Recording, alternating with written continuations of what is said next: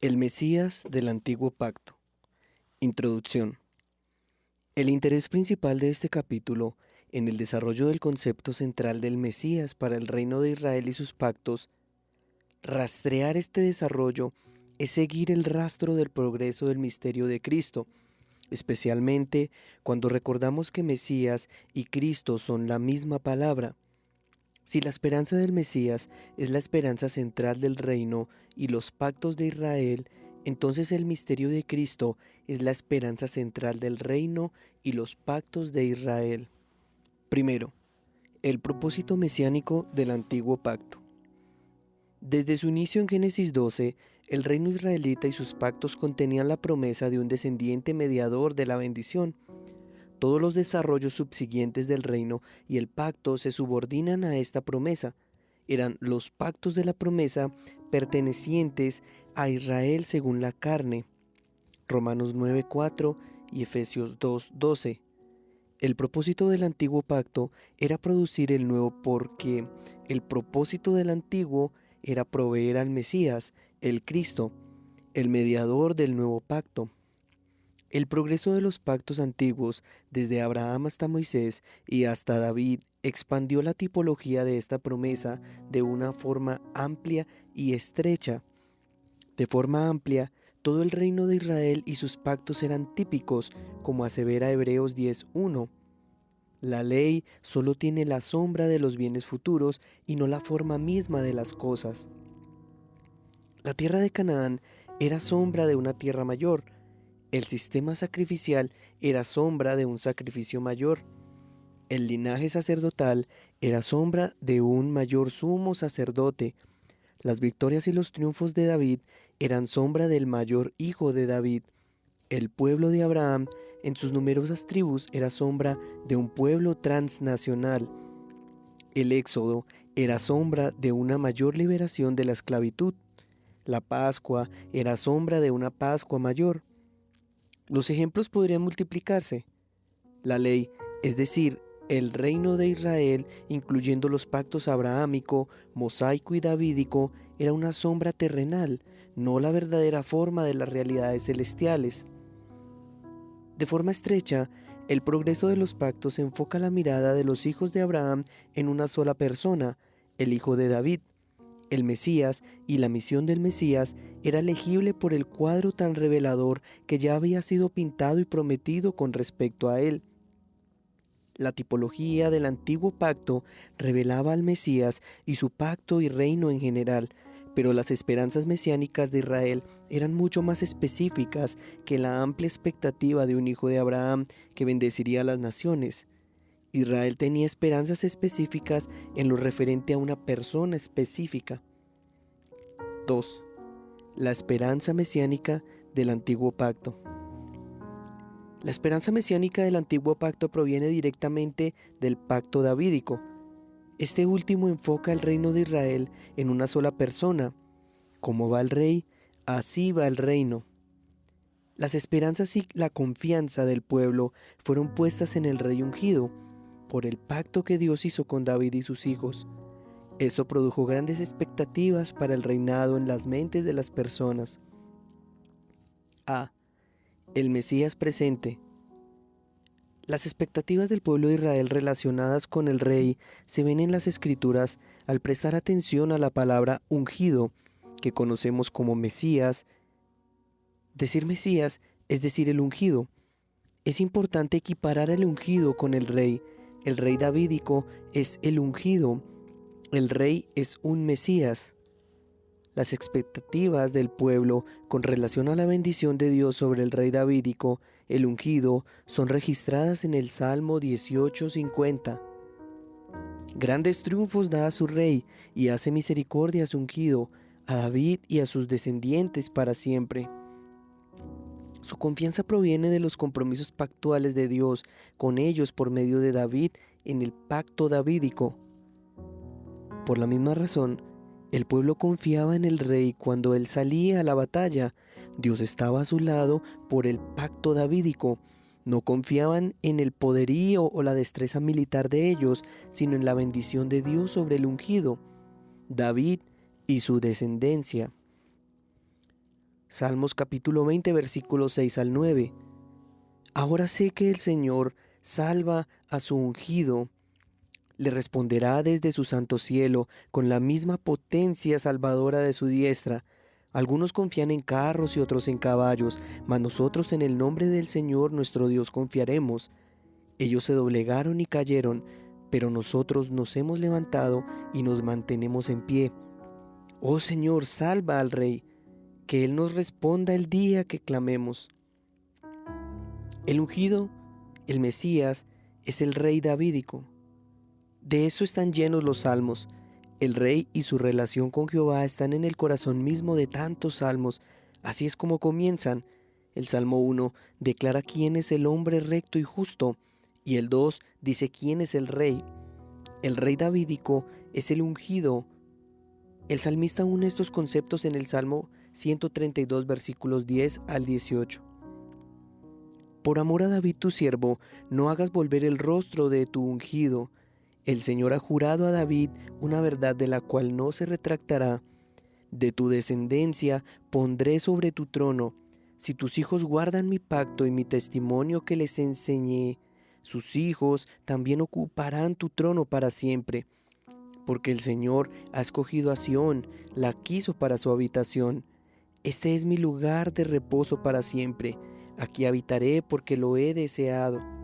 Su provisión bendeciré en abundancia, de pan saciaré a sus pobres, a sus sacerdotes también vestiré de salvación, y sus santos darán voces de júbilo.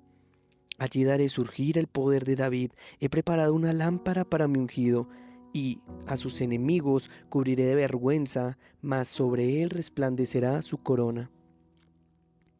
Es importante ver que los salmos aquí citados no contienen una esperanza futura en el ungido, sino una esperanza presente. El origen del concepto mesiánico era el rey davídico correspondiente estando presente, reinando en Israel, en Jerusalén. El rey es Mesías, el ungido del Señor, y con razón, en virtud del pacto davídico, las expectativas de bendición del pueblo estaban puestas en el rey presente. El rey estaba al frente y en el centro del reino, era la cabeza federal del pueblo, el Hijo de Dios, el bendito, el ungido, aquel a quien Dios protegerá y preservará. Y el pueblo del reino puso su confianza en el rey hasta este punto por las promesas del pacto davídico que daban protección y estabilidad a sus propias vidas. Estas eran sus reglas, expectativas. Este aspecto del reinado de Israel hace eco fuertemente del huerto del Edén. El rey es el Hijo de Dios en un nuevo paraíso, profundamente conectado con el templo y el santuario de la presencia de Dios, puesto en el lugar de la nación, llamado a guardar la ley y preservar la pureza de la palabra y adoración a Dios. Israel es un nuevo Edén y el rey es un nuevo Hijo de Dios, un nuevo Adán, guardando un templo nuevo, pero el rey tenía que ser fiel, y pocos reyes del reino lo fueron. B. El Mesías futuro. Mientras más alto escale, de más alto caerá. Las esperanzas del rey escalaron alto debido a las promesas de Dios en los pactos abrahámico, mosaico y davídico. Sin embargo, el disfrute de esas promesas dependía en gran medida de la obediencia de ellos a la ley de Dios. La obediencia de Israel como nación nunca estuvo al nivel que debió haber estado. Como Adán, fueron infieles al pacto de Dios y cayeron desde lo alto, desde muy alto, Oseas 6:7. La historia de Reyes y Crónicas identifica a cada rey como bueno o malo, o hacían lo bueno o lo malo.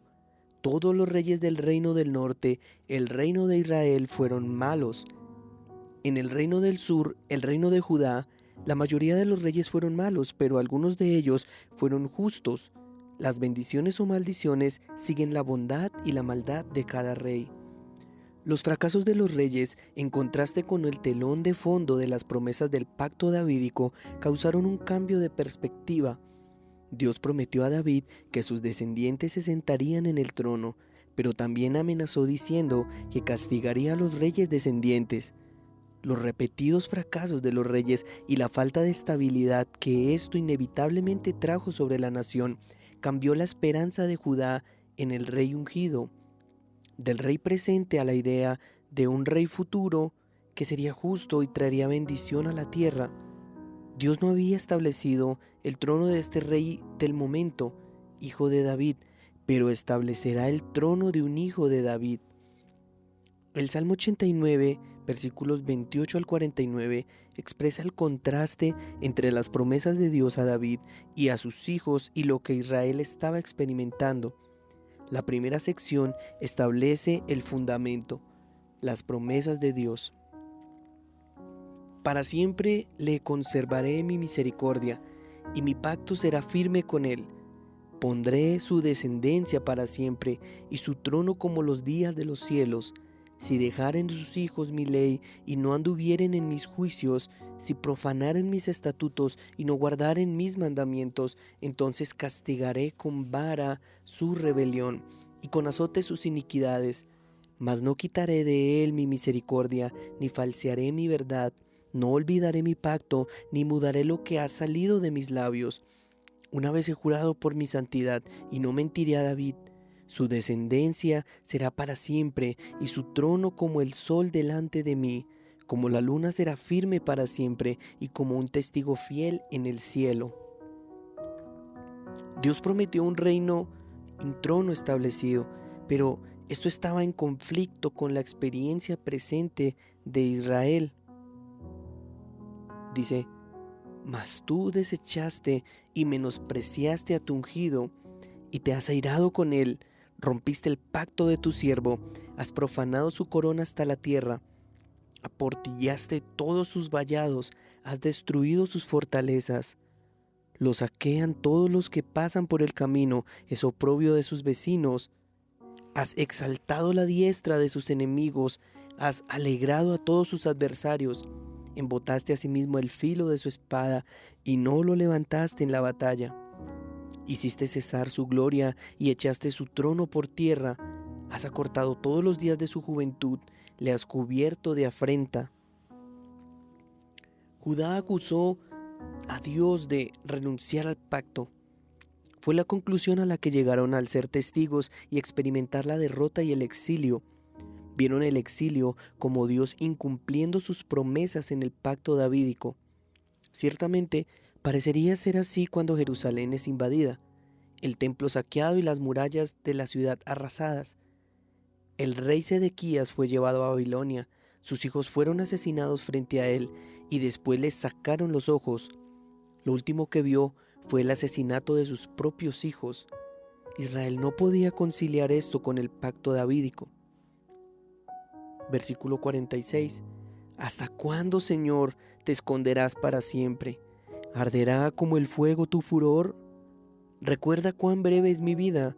¿Con qué propósito vano has creado a todos los hijos de los hombres? ¿Qué hombre podrá vivir y no ver la muerte? ¿Podrá librar su alma del poder del Seol? ¿Dónde están, Señor, tus misericordias de antes que en tu fidelidad juraste a David? Judá estaba anhelando que el Señor levantara a su ungido porque Dios lo había prometido. Cuando el reinado mostró sus imperfecciones y pecaminosidad, la esperanza de Israel en el ungido o Mesías se volvió menos concreta y más abstracta. Cambió el presente al futuro. Con cada gobernante imperfecto, Israel miraba al próximo, esperando un rey verdaderamente justo cuyo trono fuera establecido, y una vez que llegó al exilio, la pregunta en la mente de Israel era simplemente, ¿dónde está el ungido del Señor? Cuando las promesas del pacto davídico son colocadas al lado de los acontecimientos de la historia y el exilio de Israel, automáticamente surgen preguntas en cuanto a la identidad del Mesías.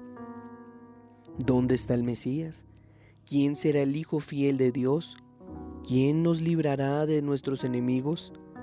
¿Quién nos restituirá nuestra herencia? ¿Quién guardará la ley por nosotros?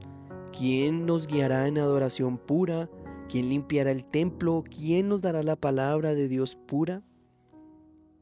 Fue en ese contexto que los profetas dieron palabras de ánimo al pueblo de Judá, prometiendo que el Señor levantaría un descendiente davídico en quien serían cumplidas las promesas del pacto. Es necesario leer este pasaje a la luz de la rica información bíblica tratada hasta este punto. Desde Adán hasta Noé, Abraham, Moisés, David, toda la historia, todo el pueblo y el fracaso, todas las esperanzas y expectativas basadas en las promesas de Dios. Jeremías capítulo 33 versículos 14 al 18. He aquí vienen días, declara el Señor, en que cumpliré la buena palabra que he hablado a la casa de Israel y a la casa de Judá. En aquellos días y en aquel tiempo haré brotar de un David un renuevo justo, y él hará juicio y justicia en la tierra. En aquellos días estará a salvo Judá, y Jerusalén morará segura. Y este es el nombre con el cual será llamada: el Señor, justicia nuestra. Porque así dice el Señor: nunca le faltará a David quien se siente sobre el trono de la casa de Israel, y a los sacerdotes levitas nunca les faltará quien en presencia mía ofrezca holocausto, que ofrendas de cereal y prepare sacrificios todos los días. El Señor proveerá un descendiente davídico, un rey que trae justicia a la nación de Israel. Él lo hará. Vienen los días. Según los profetas, la amaneciente luz de Cristo Jesús destelló en el horizonte. Los profetas no lo conocieron, pero Jesucristo era la esperanza de los israelitas. Él les fue prometido. A esto, Isaías capítulo 9 versículos 1 al 7 añade: pero no habrá más lobreguez para la que estaba en angustia, como en tiempos pasados. Él trató con desprecio a la tierra de Zabulón y a la tierra de Neftalí, pero después la hará gloriosa por el camino del mar al otro lado del Jordán, Galilea de los gentiles. El pueblo que andaba en tinieblas ha visto gran luz. A los que habitaban en la tierra de sombra de muerte, la luz ha resplandecido sobre ellos. Multiplicaste la nación, aumentaste su alegría, se alegran en tu presencia como con la alegría de la cosecha, como se regocijan los hombres cuando se reparten el botín, porque tú quebrarás el yugo de su carga, el báculo de sus hombros y la vara de su opresor, como en la batalla de Madián. Porque toda bota que calza el guerrero en el fragor de la batalla y el manto revolcado en sangre serán para quemar, combustible para el fuego. Porque un niño nos ha nacido, un hijo nos ha sido dado, y la soberanía reposará sobre sus hombros, y se llamará su nombre Admirable, Consejero, Dios poderoso, Padre eterno, Príncipe de paz. El aumento de su soberanía y de la paz no tendrán fin sobre el trono de David y sobre su reino, para afianzarlo y sostenerlo con el derecho y la justicia desde entonces y para siempre. El celo del Señor de los ejércitos hará esto. Habrá un rey sobre el trono de David. Su reino no tendrá fin. Su gobierno aumentará sin oposición. Será llamado Admirable, Consejero, Dios poderoso, Padre eterno y Príncipe de paz. Eso sería sanador para el espíritu de un israelita desilusionado y exiliado.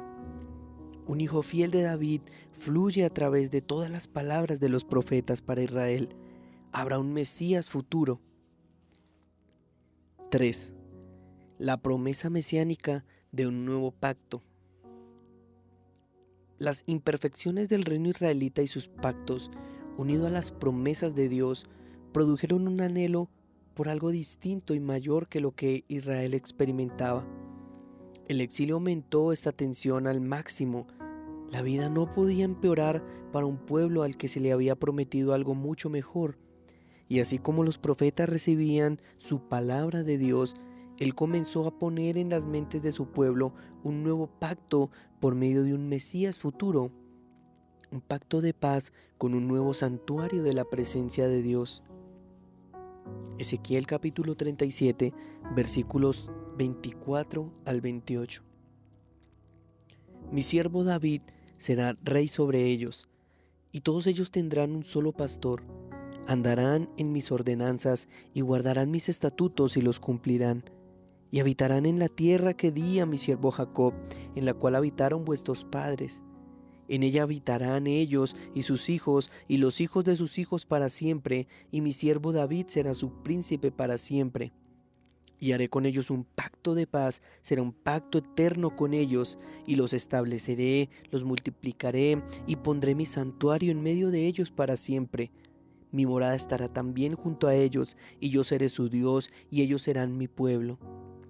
Y las naciones sabrán que yo, el Señor, santifico a Israel, cuando mi santuario esté en medio de ellos para siempre. Dada la carga de la ley del pacto mosaico, y las maldiciones derramadas a causa de los pactos mosaico y davídico, esto habría sido una noticia maravillosa, y es en ese contexto de devastación exílica y los fracasos del linaje davídico que un pasaje bien conocido canta un cántico más dulce que cualquier otro. He aquí vienen días, declara el Señor, en que haré con la casa de Israel y con la casa de Judá un nuevo pacto, no como el pacto que hice con sus padres el día que los tomé de la mano para sacarlos de la tierra de Egipto, mi pacto que ellos rompieron, aunque fui un esposo para ellos, declara el Señor, porque este es el pacto que haré con la casa de Israel después de aquellos días, declara el Señor. Pondré mi ley dentro de ellos, y sobre sus corazones le escribiré, y yo seré su Dios, y ellos serán mi pueblo. Y no tendrán que enseñar más cada uno a su prójimo y cada cual a su hermano, diciendo: conoce al Señor, porque todos me conocerán, desde el más pequeño de ellos hasta el más grande, declara el Señor, pues perdonaré su maldad y no recordaré más su pecado. Jeremías 31, del 31 al 34. Para quienes viven bajo un pacto que está diseñado para recordar a su pueblo el pecador de ellos sobre una base repetitiva, no habría nada más refrescante para el alma que oír hablar de un nuevo pacto cuya promesa fundamental es el perdón de la iniquidad y el lanzamiento del pecado al olvido. Dios va a hacer un nuevo pacto que no es como el antiguo, un pacto que perdona pecados, que pone la ley dentro de usted como su guía, no fuera de usted como su capataz. Después de todo el pecado desde Adán hasta Noé, Abraham, Moisés y David, por fin este pacto perdonará los pecados. Entonces, la esperanza mesiánica del antiguo pacto no es más que la esperanza que tenía el antiguo pacto del nuevo pacto. Cuando venga ese perfecto Mesías futuro, traerá con él un nuevo pacto y todo el pueblo del Señor conocerá a Dios. 4. La inclusión mesiánica de las naciones. En Génesis 12, Dios había prometido que el linaje de Abraham produciría un descendiente por medio del cual vendría una bendición al mundo. El descendiente proveería esa bendición que es el nuevo pacto. El enfoque del reino israelita y los pactos en una sola persona, el rey davídico, puso de relieve la silueta de esta personalidad, aunque era la silueta de un Mesías futuro, un hijo futuro fiel de David. Los profetas declararon que las bendiciones del Mesías se extenderían más allá de la descendencia de Abraham. El Mesías reunirá a las naciones en un nuevo templo restaurado y perfeccionado. En primer lugar, se promete que las naciones afluirán a la casa de Dios. Y sucederá que en los últimos días de que el monte de la casa del Señor será establecido como cabeza de los montes, se elevará sobre las colinas y afluirán a él los pueblos. Vendrán muchas naciones y dirán: venid y subamos al monte del Señor, a la casa del Dios de Jacob, para que Él nos instruya en sus caminos y nosotros andemos en sus sendas. Porque de Sión saldrá la ley y de Jerusalén la palabra del Señor. Él juzgará entre muchos pueblos y enjuiciará a naciones poderosas y lejanas. Entonces forjarán sus espadas en rejas de arado y sus lanzas en podaderas. No alzará espada nación contra nación, ni se adiestrarán más para la guerra. Cada uno se sentará bajo su parra y bajo su higuera, y no habrá más quien los atemorice, porque la boca del Señor de los ejércitos ha hablado. Miqueas 4, del 1 al 4. En segundo lugar, se promete que la señal en el monte de Dios, es decir, el templo, al cual las naciones son atraídas, Es el Mesías, el hijo de David. Isaías capítulo 11 versículos 1 al 10. Y brotará un retoño del tronco de Isaí, y un vástago de sus raíces dará fruto, y reposará sobre él el espíritu del Señor, espíritu de sabiduría y de inteligencia, espíritu de consejo y de poder, espíritu de conocimiento y de temor del Señor. Se deleitará en el temor del Señor, y no juzgará por lo que vean sus ojos, ni sentenciará por lo que oigan sus oídos, sino que juzgará al pobre con justicia, y fallará con equidad por los afligidos de la tierra. Herirá la tierra con vara de su boca, y con el soplo de sus labios matará al impío. La justicia será ceñidor de sus lomos, y la fidelidad ceñidor de su cintura. El lobo morará con el cordero, y el leopardo se echará con el cabrito. El becerro, el leoncillo y el animal doméstico andarán juntos, y un niño los conducirá. La vaca y la osa pacerán, sus crías se echarán juntas, y el león como el buey comerá paja. El niño de pecho jugará junto con la cueva y la cobra, y el niño destetado extenderá su mano sobre la guarida de la víbora. No dañarán ni destruirán en todo mi santo monte, porque la tierra estará llena del conocimiento del Señor.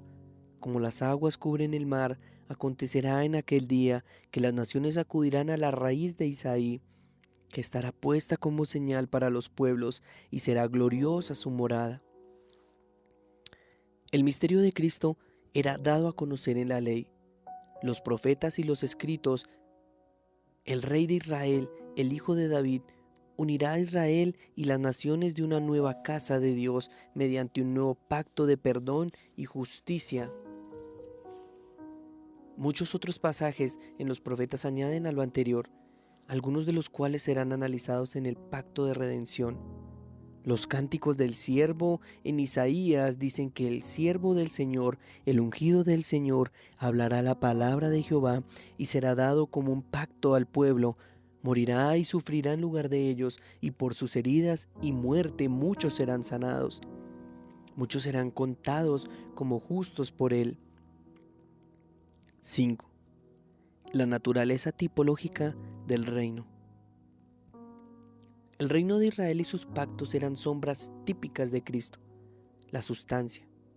Como tipos, eran sus propias entidades sirviendo a sus propios propósitos en sus propios contextos, pero como tipos también apuntaban arriba y adelante a algo mayor que sí mismos.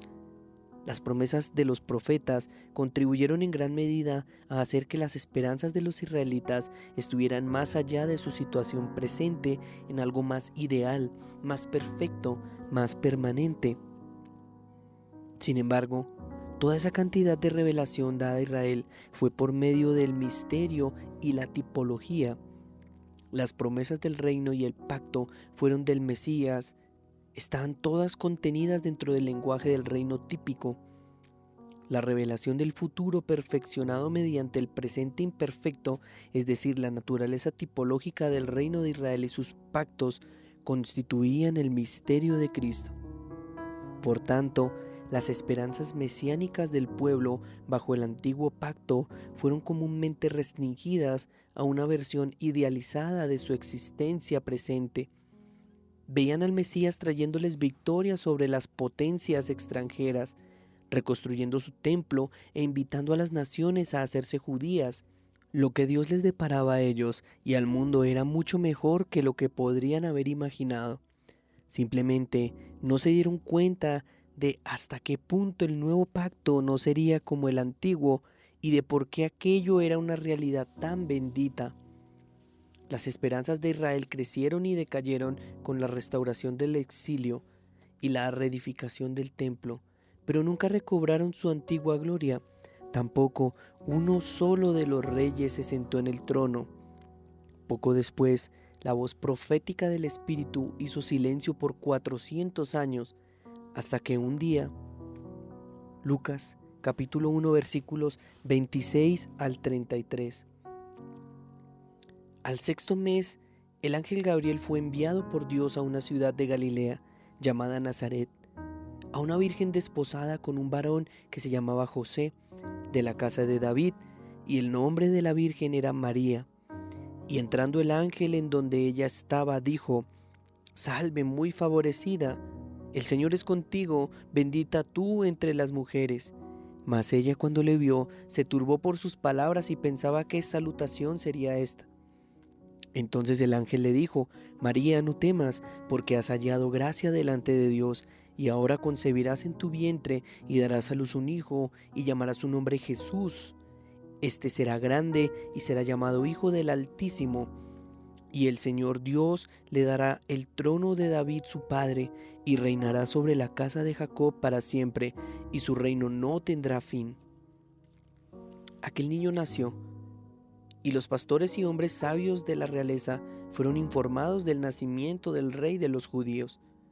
Entonces, un hombre llamado Juan declaró la venida del Señor, uno que era mucho mayor que él, Juan, y Jesús vino a Galilea, predicando el evangelio del reino de Dios, diciendo: El tiempo se ha cumplido y el reino de Dios se ha acercado. Arrepentíos y creed en el evangelio. Marcos 1 del 14 al 15. Los vecinos escucharon que un hombre llamado Jesús estaba sanando enfermedades, echando fuera demonios y predicando acerca del reino de Dios. Y Andrés halló a su hermano Simón Pedro y le dijo: Hemos hallado al Mesías, que traducido es el Cristo. Juan 1:41. Por fin llegó la hora. Él está aquí. Conclusión. En un mundo maldecido por medio de Adán y estabilizado a través de Noé, un reino especial fue formado mediante pactos hechos con Abraham y sus descendientes en Canaán. En este reino y sus pactos, un misterio toma forma. Esta nación traerá una bendición a las naciones. Desde Abraham hasta David, el misterio revelaba que un hijo davídico, un Mesías, reunirá las naciones en la casa de Dios mediante un nuevo pacto. Esta revelación del misterio, declarada y acumulada durante siglos, estaba contenida en la tipología. Realidades presentes apuntaban a realidades futuras mayores y distintas de ellas mismas.